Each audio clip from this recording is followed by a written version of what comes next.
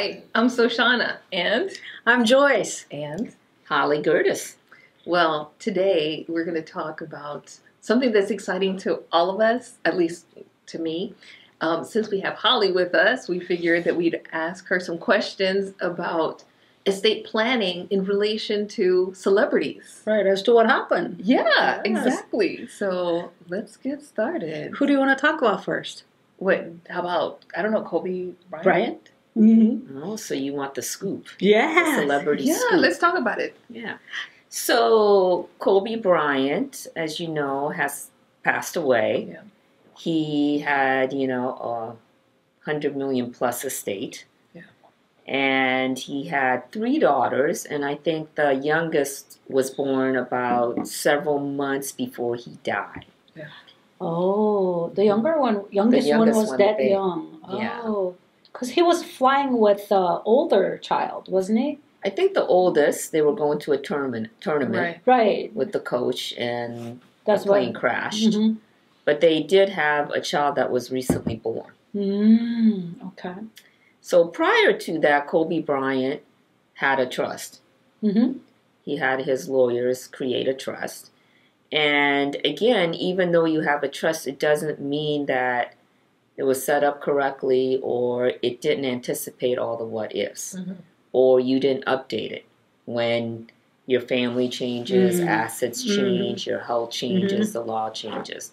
So even a 100 millionaire plus or billionaires, just because they have a trust doesn't mean that they're insulated or immune or shielded from things that, you didn't anticipate. Okay. Mm.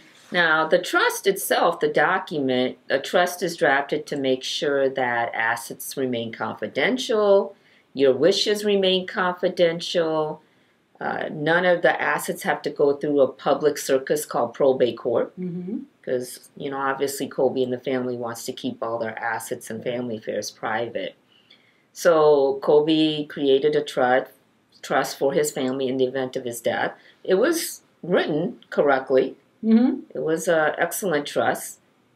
But they didn't anticipate afterborn children, which is interesting to me, why a trust didn't do that. What do you mean? What do you mean? After born children? Well, after the trust is created, they have more children. Oh, okay. Oh, so Yeah. was any child included in that trust? Or? Yes, the ones that existed when they created the trust. Oh, I see. Oh, but So not the- the youngest one, was Not the one that was recently born. Oh God. So when you say he named the 3 daughters, Oh. after the spouse dies, the 3 daughters would inherit everything equally. But then he How about- died, but he also had a newborn, and he didn't update the trust. Mm. And so, of course, the mother didn't want the youngest child to be disinherited, which is what would have happened, Right. of hundreds of millions of dollars. And so she was a trustee along with another individual, and they petitioned the court to modify the trust. And of course, you have to go through court procedure To modify it? to modify because he passed away. And when Oh. you pass away, the trust becomes irrevocable. Right. So the trustee now has to go through the court to get it done. Yeah. Ah. And has to prove that what the intent of this trust was for, and it was for all his children. Right. And so it went through the public forum, litigation, and a little wrinkle, wasn't a little, Kobe Bryant's mother was also complaining that Kobe promised her a lot of money to take care of her. So it pitted the mother-in-law and the daughter-in-law also in the same proceeding regarding the assets in the trust. The modifying the trust, would have been simple just to add the child, but still it cost a lot of lawyer fees. Right. That was unnecessary if they had just anticipated, all my children, even after I die, if they're existing, to split equally, but they didn't anticipate that. It's just it was the wording, the way it was phrased, maybe? It's not a phrase.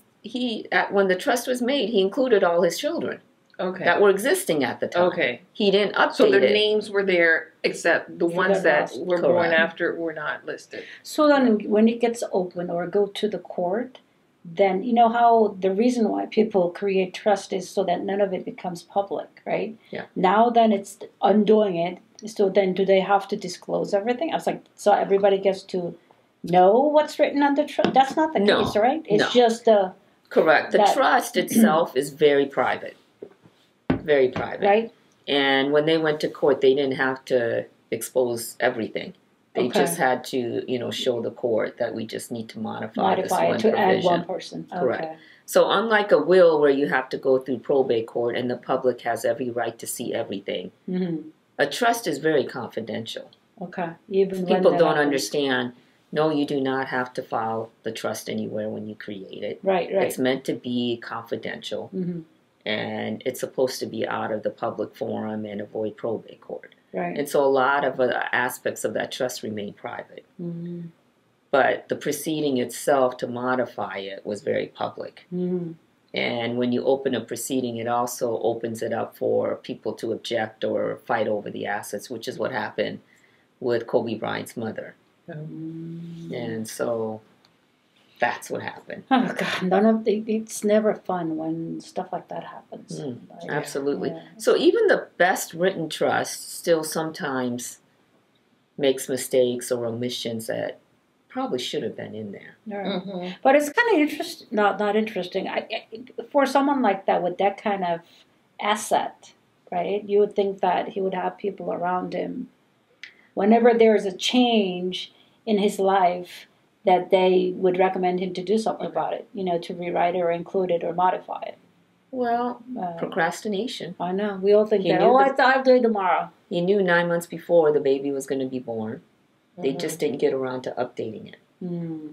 So That's a bummer. procrastination is the number one reason people lose their wealth over time. They don't get their affairs in order.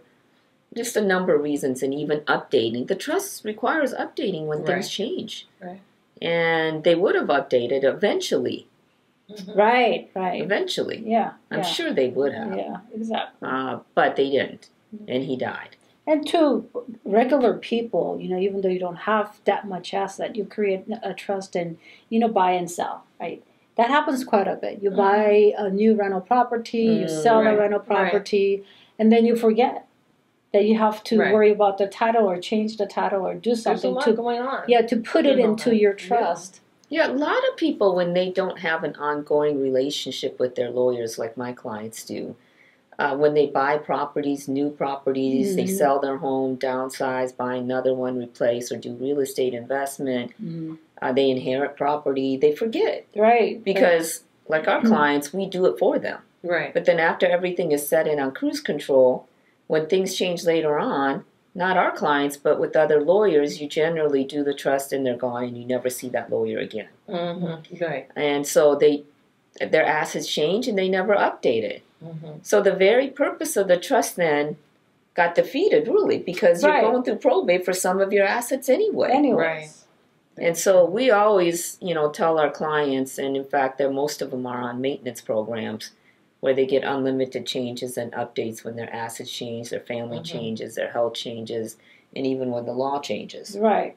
So I think having that maintenance Yeah. program kind of helps with that. Yeah. Well, it's good to know that because I think a lot of people don't realize that is even an option to have some sort It of. generally isn't.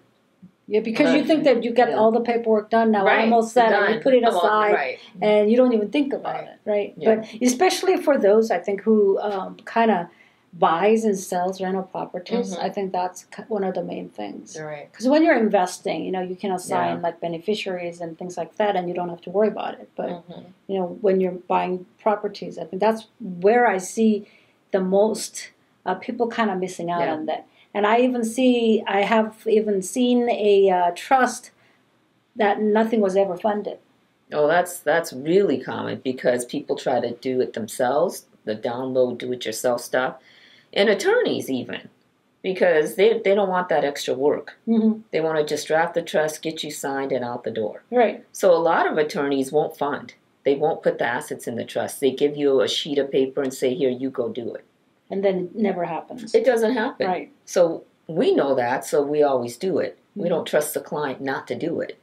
But a lot of attorneys say, you go do it, and here's a sheet of paper that says how to do it, which you know, Yeah, it's most tough. clients are like, I don't even know what this means. Right. And then they go home and they forget about it and they procrastinate and or they're penny wise pound foolish. They're like, I don't want to pay for the attorney to do the funding for those attorneys that charge extra. Mm-hmm. But then there's no point of even doing it. yes, Because nothing is protected now. You know, if you don't fund it, meaning you change, for example, the title of your properties and assets to the trust, so you'll be included in the trust. Okay. So I think people miss that part a lot. I mean, I run into it quite often that. Well, they don't realize the trust governs only what's in the title of the trust name. I think people don't even understand what a trust is and how it works. Yeah. Me. You. So, okay, ask questions now. Yeah, I mean, I think people need to kind of like understand on a more basic level what a trust is, because you're talking about like funding. I'm like, funding what? Like what does that really mean? It just means retitling your assets into your trust name. Okay. Right? So at a very basic, rudimentary level, a trust is a legal document where you express your wishes of who should receive your assets. Okay. And you appoint a successor trustee, where in a will you name a successor executor to distribute the assets according to your wishes. Okay. So a trust is a title transfer document, a mechanism to transfer title to all your assets upon your death without probate court. Got it. Okay. That's a very basic form of it. If you don't use that mechanism, then you got to go through probate. Got it. Okay. As to real estate, vehicles, any accounts that you forget to put beneficiaries. But in order for the trust to distribute those assets according to your wishes in the trust document, you have to put the assets in the trust name. Because it only governs assets that are in the trust name. Right. Anything that is in your personal name is not governed by your trust document. Okay. So when people create and put their wishes in the trust document of who gets their assets, but all their assets are still in their personal name, that goes through probate. Okay. It doesn't match the trust name. So we're talking everything. We're talking the house, we're talking the cars, we're talking furniture, we're talking the dog. Well, you got to mention who gets your dog, yeah, but there's no title on a dog, Okay. right? But the you can ones mention that has title. In other words, property will be the best example. Like tangible, I guess, property or real estate. Car is, right? Whatever the property is that you have to have, one has to have a title, then that has to be changed to the name of the trust. So that way it'll be included. Got it. In the trust name. And all of your bank accounts, life insurance, investment accounts, retirement accounts, you can just designate a beneficiary. That avoids probate court. You don't even need a trust. So you can just designate, I want my husband to get my bank account. I want my husband to get the death benefit on the life insurance. You designate a beneficiary when you open that account. So the trust is for like a couple. They open this trust together. They can both express in the same document. Upon my death, I want everything to go to my spouse. Upon the death of my spouse, we want it to go to A, B, C, and D. And we're going to appoint somebody in our family after the death of both of us to distribute it according to the trust document. In Kobe Bryant's case, it was his wife with the co-trustee, and they petitioned the court to modify the trust. In your case with you and your husband, you two will be the trustees, but upon the death of both of you, somebody's got to transfer the assets in the trust name to who you designate. Whether it's your children or your nieces and nephews or your parents, somebody's got to do it. Because we're not in probate court. We don't want the court interfering in our business. Right. We're going to name somebody and a backup to distribute the assets at our death privately without probate court. So it's really just another legal document like a will to transfer title to your assets privately. It's kind of like creating some kind of bucket, where you put everything that you own in there. That needs title. Yeah. Right? And so and you're saying, okay, in order for this asset, whatever is in there, to transfer its ownership now that I'm no longer here, it goes, Right. Yeah. Right. So I wonder how long it takes somebody to get this put together? Like, it seems very laborsome. I mean, like trying to get inventory of all your things. No, not necessarily, right? Like, I think we kind of talked about it. You may be thinking about all your belongings, even personal belongings, right? But those are going to be just lumped up together, right? As far as your personal belongings are concerned. It's not like you have to list every single item on there. Okay. Yeah. You can just say, I want all my tangible, which is your clothes, furniture, appliances, jewelry. I want that to go to my spouse. Just lump it all together. But, I want my wedding ring to go to my niece. Right? You can do that. Or Joyce, someone else. Okay. No, you want the property. I want the property. Yeah, there you go. I want the property. I want the property after death of my spouse to go to Joyce. But that's how you do it. Yeah. You do the same thing as to your wishes in either a will or a trust. But one avoids probate, the trust. The other does not. You got to go through probate. Yeah. And funding means putting the assets in the name of the trust. Okay. And you want to find an attorney that will do that for you instead of them watching you walk out the door without it finished. Right. And telling you to go do it. Yeah. But it's actually not overwhelming. Basic revocable trust that most people do, it can take a week, it can take 30 days. But when you do it with somebody like an expert attorney, you verified it's done right. If you try to do it yourself, when do you find out it doesn't go right? And another thing is too late. You're dead. Yeah. Right. And another thing is like it happens to us too. If I were to give your tax return to you and I tell you to file it, you say, okay, I will. Sometimes that never happens. Yeah, You it's see? true. So, It's true. you think that, I'll do it tomorrow, and sometimes you forget about it. Right. Yeah, so that kind of thing.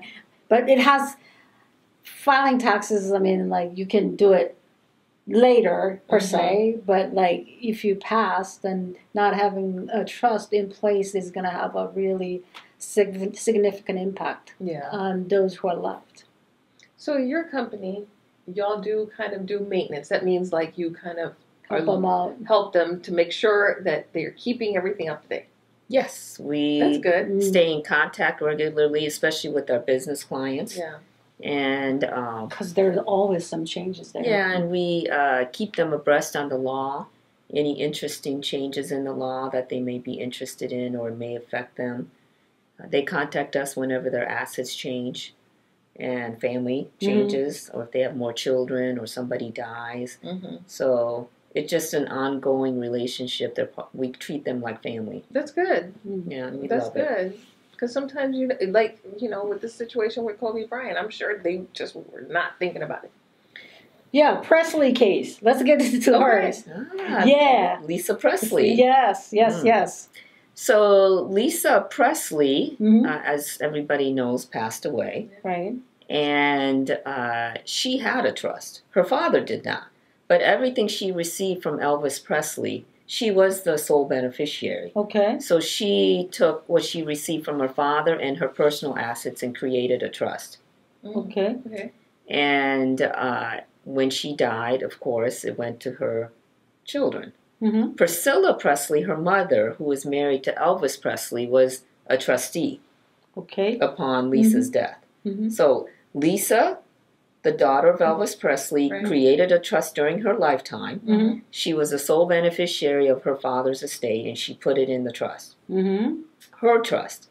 She, upon her death, designated her mother as a trustee. And I think during her lifetime, I'm not for sure, but her mother, Priscilla, was the trustee. Okay. With another co-trustee, which was, I think, a business manager. I don't know what the relationship was. And when Lisa died, Priscilla discovered she wasn't the trustee. Huh? Yes. It was changed. It was changed by Priscilla, presumably. And when, first of all, Priscilla was not notified she was not the trustee. Okay. During her lifetime, which she was the trustee during Lisa's lifetime.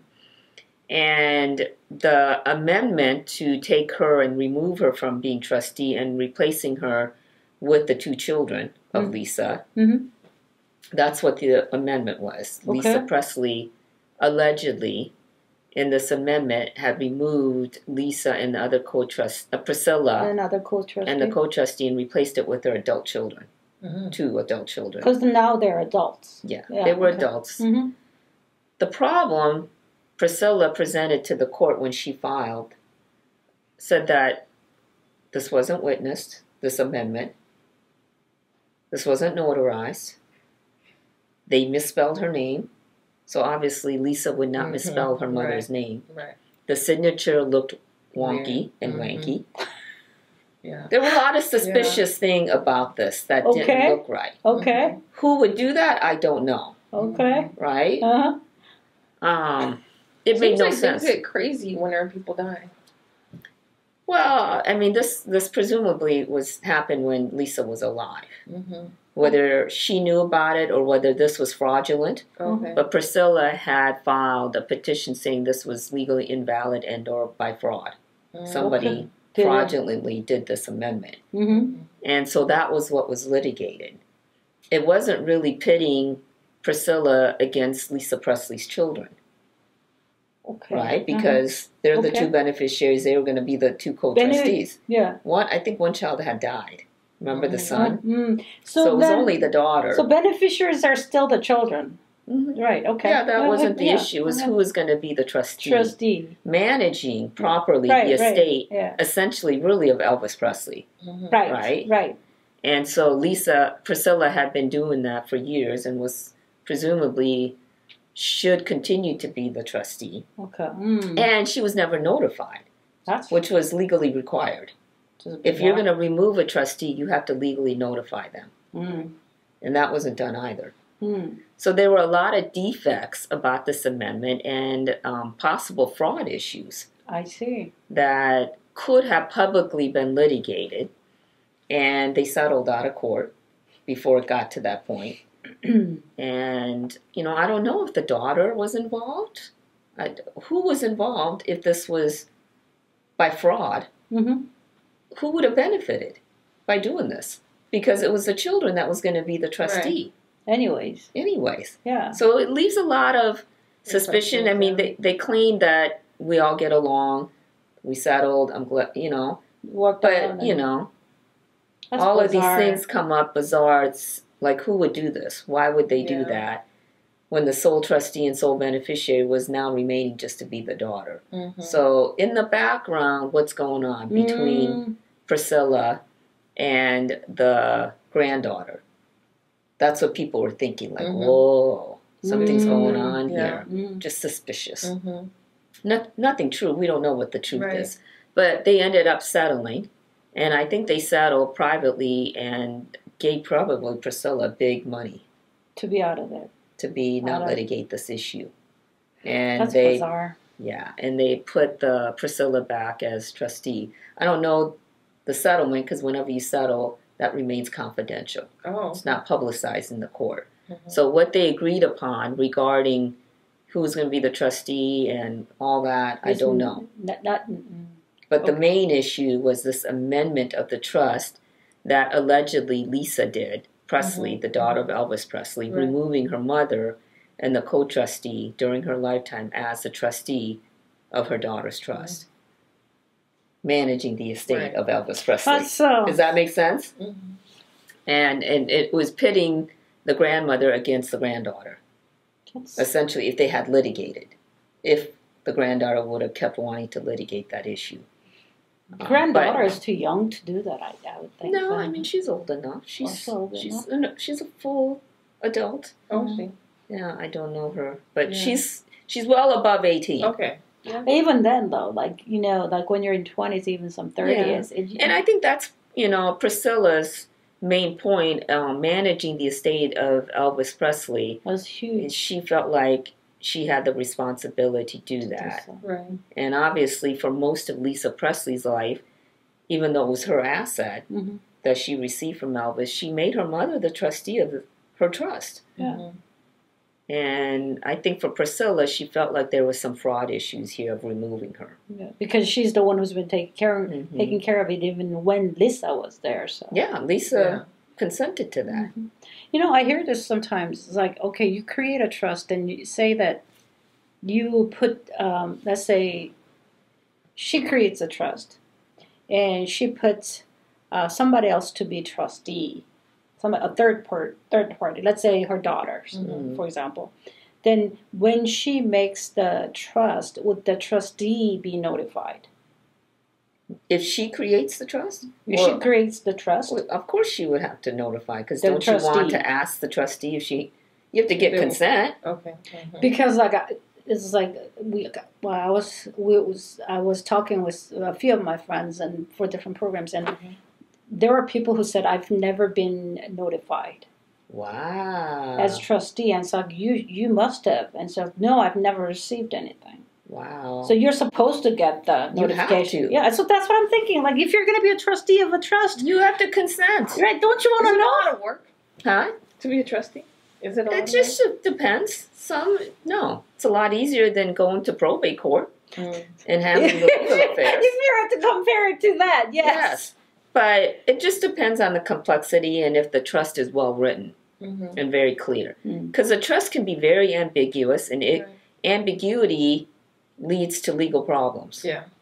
And some trusts are contradictory. So again, this is why you have to have an expert draft the trust, so that there is no room for litigation, for ambiguity, confusion, contradiction. Contradiction happens a lot. Yeah, and things you should have anticipated. But if it's well written, it's pretty simple. It's pretty much on cruise control. But again, you can get the wrong lawyer. You may try to do it yourself. The lawyer may have made a mistake. Who knows? So, like, even among for the business owners too, you know, when you actually look at or read their agreements, I mean, some contracts are written in different things. You know, like, first page, this is what it says. Last page, this is what it says. You know what I mean? It's contradicting, right? So, I think that's where the expertise and experience comes pretty handy. Right. Yeah. Right. Because you can kind of anticipate what to look for. Yeah. Because they're like, oh, we need to make sure these are all in line with what the grantor is trying to do. So. Right. Yeah. Well, that's what's interesting. Yeah. Well, what was the third person? Who was the third person? Aretha Franklin. Is that what we were thinking about? Do we have time to talk about that one? Do we have time? 3 more minutes. 3 minutes. No, I can't do Aretha in 3 minutes. We'll do it next time. Yeah, we'll next time. Yeah. We're gonna have to wrap up here. It's kind of I guess celebrities are celebrities. Even after they're gone, we're interested to know more about them. So thanks for joining us today, and I'm sure we're going to talk more about trust in estate planning, because I know it's a lot of information. It's hard to understand, especially when you hear it for the first time. Like, it's almost like a foreign language to you, you know? So we'll try to talk more about it, and I'm sure Holly's going to kind of enlighten us with all this. Yeah, Aretha is the will instead of a trust. She didn't even have a will, but we'll talk about that would be holographic will. So see that difference. That's a whole topic. Yeah. Okay. All right. Let's do it. All right. Thanks for joining us today. Till next time. Bye. Bye. Thanks for watching this week's video. If you have questions on anything we covered, or you'd like to ask us, just leave it in the comments below. We love to hear what you have to say about what we talked about and what you want us to talk about. Please like us on Facebook, follow us on Instagram, and subscribe to our channel. See you next time.